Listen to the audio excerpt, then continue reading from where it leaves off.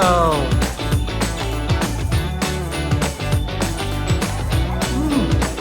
Skanu.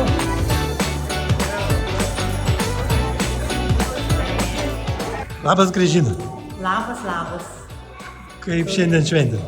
Puikiai. Kalėdų mugė jau nuo 2018 metų organizuojama Riešė ir vėl įvyko.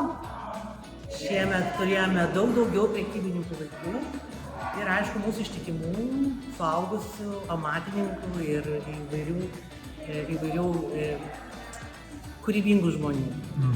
Kaip ta šventinė? Nuotaika papasakok. Nuotaika puikiai, muzikos buvo ir gyvos, ir paleistos, ir prekių buvo įvairių. Kalėdų senelis pas mus buvo šiandieną ir vaikai visi suaugę labai džiaugiasi. Turėjom nuostabią dieną. Riešės kaimo bendruomenė tikrai ruošiasi ir toliau tęsti šią tradiciją. Tikimės, kad vis daugiau ir daugiau ateis aplankyti mugę ir pabūti su mumis kartu.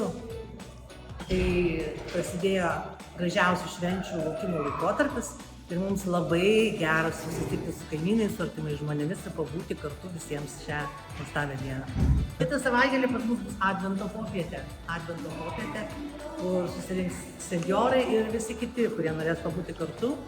Tai kitą šeštadienį Riešės gimnazijoje, Riešės bendruomenės Advento popietė.